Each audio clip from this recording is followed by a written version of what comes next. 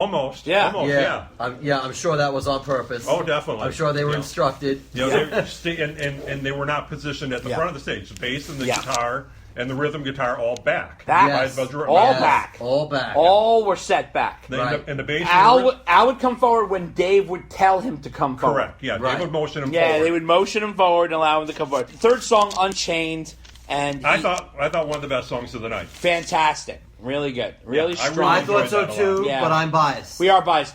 That's right. We are biased. I love that song. It's a killer concert song. It just goes over. It just built, like I always said, it's the ultimate Van Halen song. That's why we named the podcast after. But it's got a power punch to that song. There's an energy to that song that just screams Van Halen. But it kept the train going. Yeah, it kept the train going, which was really the theme of the night.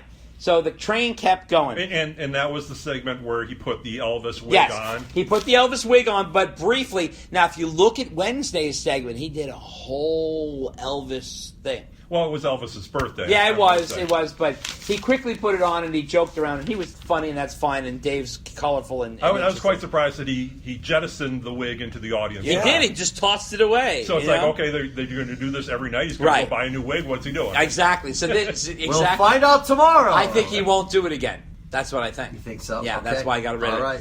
Now, this is an interesting moment. This is when he starts doing that blues breakdown. Yes. Okay, then I was like, oh, God, we're going off script. No, wait, Doug, do you know this song? No, it's just, I think he's making it up as he goes along. Now, on the set list, before the show started, we saw a set list on the side of the stage. Could you guys see that from No.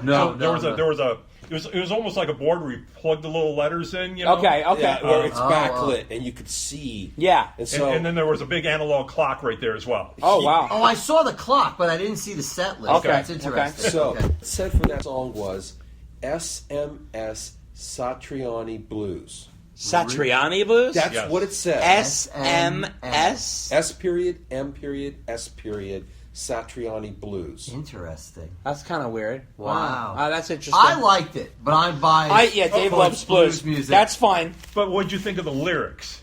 I thought he was totally making them up. He was making them up on the spot. Because he repeated a verse. Okay, let me repeat some of the songs. No cream in my coffee, no butter for my roll, no milk for my cornflakes, fresh out.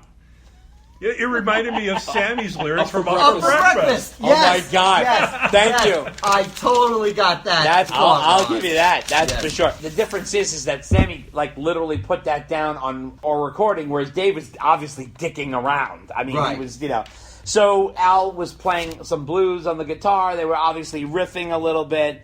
It was just kind of funny, and it was a little different. It was nice. I tell you, it's really funny. Then he raised his glass and he did a toast, right? He said that we might not break the attendance record, but we're going to break the bar record, meaning like most drinks sold. This is my favorite line of the night. He says, "When I show up, people start drinking," which is very true. He just has that effect on people. And let me tell you something: people were drinking hardcore on the floor. Right? Indeed. Like really pounding. How did you guys get served down there? We couldn't. But people were drinking. People would go to the bar. Yeah, they had one. There was one designated person. And then he would come back with literally beers piled on top of beers. Right. And walk like this. And there was that one gentleman who was removed before the show ever started. Yeah. Something happened. There was a kerfuffle in the crowd. Oh, was there? Yeah, behind us. They could see it, but we couldn't. Wow. It was behind us. Oh. So then we go into Just Like Paradise. Okay, so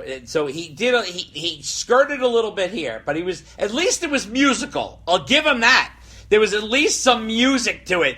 It was dicking around. It wasn't too long, but it was dicking around. I still think he could have put another song in there. That's just me. I prefer another song. I thought his vocals on Paradise were the worst of the night. Okay, yeah. Worst vocals of the night right there. Because he was screaming Paradise, and it sounded awful. Totally agree with you, Ron.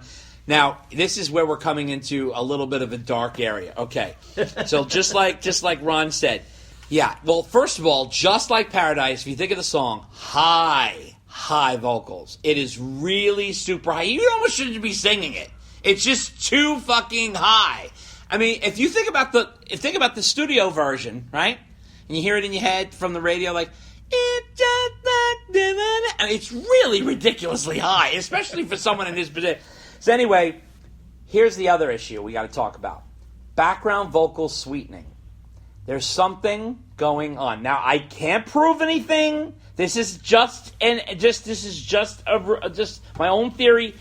There are certain songs in this set list where there is sweetening. And when I say sweetening, I mean like there's a thing going on right now with bands where they're singing the background vocals, but somebody is sweetening them because there's a non-human feel to it. It's too clean. It's too clean. It's like it's coming off too perfect. Actually, it's fuller. It's fuller than any other song. It's just too strong. Yeah. It's coming off too strong. So it's interesting because, Ron, I said the same thing, that it was not Dave's strongest vocal performance of the night. In fact, it was like he wasn't even done with the first verse yet. And I said to Dave, he's struggling. Oh, yeah. He's struggling big time with this song. He should not be doing this song. It's very simple. You remove this from the set. You can't do just like that. Isn't it like his biggest hit? Technically, number-wise, it's his biggest solo hit that's original. Okay, I think California Girls. I think if he just tunes it down, sings in his range, and stops trying to sing like a Muppet, he can get it done. I don't know how the whole chorus is high as can be. Tune it down. Just tune the thing down. What is he going to be? Like, do it like a Sinatra? Like, it just might you don't need to tune it down. Like, how are you going to do that? But they can sing the background that high. It doesn't mean I don't think they can sing the background and like that we high. just said, look, the background vocals are being sweetened, piped in, something's whatever. Happening. It doesn't matter. Something's happening. Well, we don't know. We don't know. That's true. There's no fact. But everybody in the band has a mic. Yes. Including the drummer. Agreed. So I don't know. You've got, I don't know. Maybe but I'm going to note there's certain songs that sound way too good in the background. Like the next one, "Dance the Night Away." I mean, come on. It sounds like I'm listening to the record. It's too strong. It's so strong. It's like it doesn't sound like a live performance. It sounds like someone's piping in vocals. I think on some songs, well, first of all, my opinion, I think they were singing on all the songs. But I think on certain songs, there was something else going on. Did the keyboard player have a mic? Yes. Mm-hmm. Okay, so where Ron and I were sitting, we couldn't see the keyboard They player. couldn't from the angle they were Everybody at. up there had a mic and could sing. But there was at least one song during the night, I only saw the lead guitarist singing.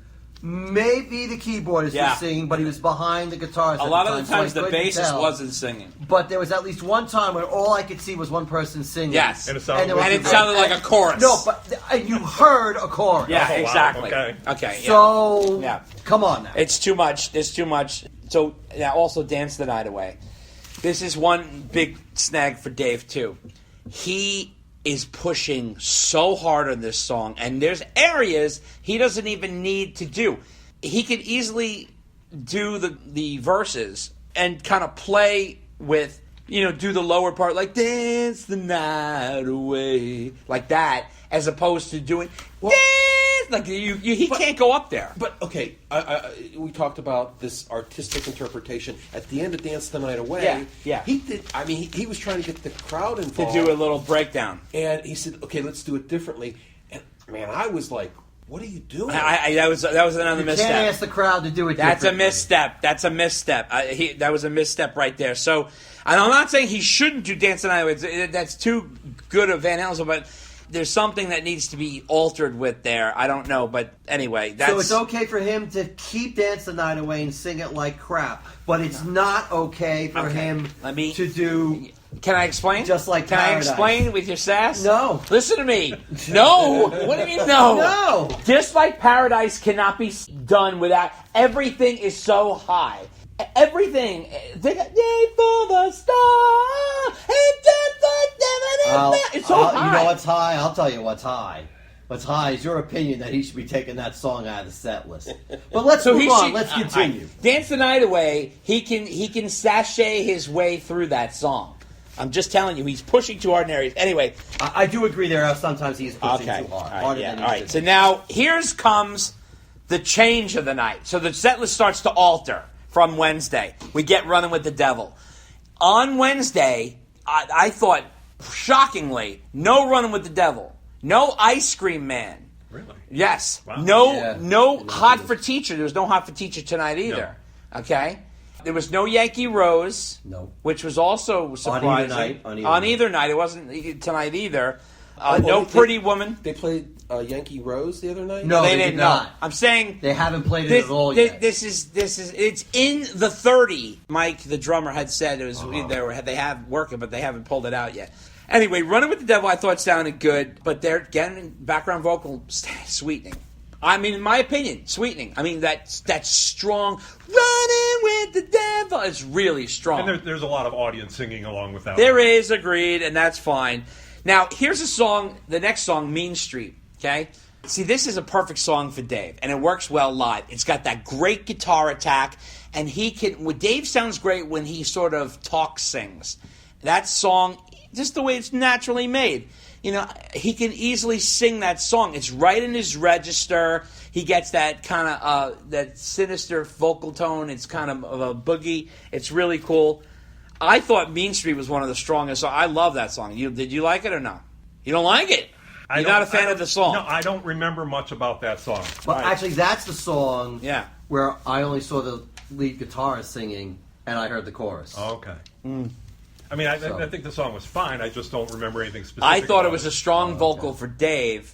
Let's also describe Dave's outfit. In addition to the Matador jacket, he's wearing like a bodysuit, a vest, a scarf, sometimes a lei.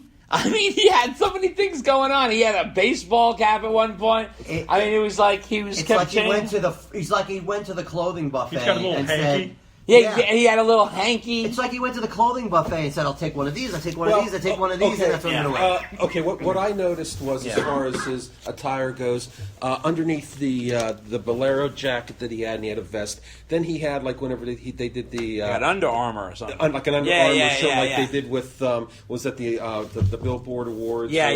So it was that kind of a shirt. Yeah.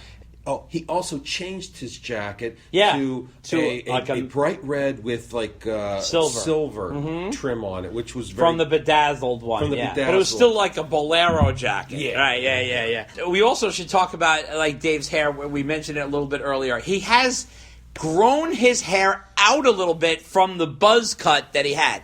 He looks better. He looks healthier and stronger. It's sort of grown out a little bit, and it's sort of like frosted. It almost reminds me of Scott Weiland's hair. It's sort of like frosted, tipped, and matted down a little bit, and it's sort of, I don't know, it's sort of scraggly, but it looks better than it did before. Yeah, I think the length of his hair was probably, inch and a half long. Yeah. And it's not out of control. It's not wild. No, not at all. But he looked better. It looked good. Yeah, and he didn't look so pasty and wrinkly and old, and we saw him up close. He looked good. He looked good. Then California Girls comes, and he's wearing the baseball cap. He's got everybody doing the hand side to side. Yeah, very, very popular with the crowd. Yeah, everybody loves that song. Even the bar song. staff was into it. Everybody was into it. It's a very Yeah. interactive song. He's sort of that salty old dog with spunk. I think he does that song good.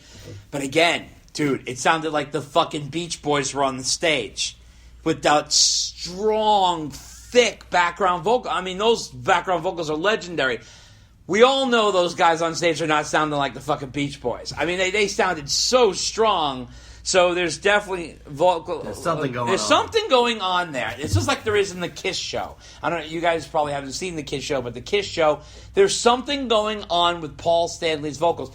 It's not like he's just lip syncing. He's singing, but there's some sort of blend that's helping him out.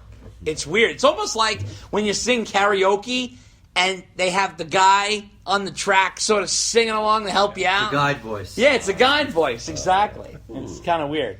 Next up was sort of like Dave did a little harmonica breakdown. Yeah. What did you think of this? He did kind of a different version of Ice Cream Man. The intro to Ice Cream Man, I didn't care for it at all. Okay. It was like a rambling, twice as fast type of a hurry up, get this out of the way. Yes, kind of he was rushing through it. He rushed.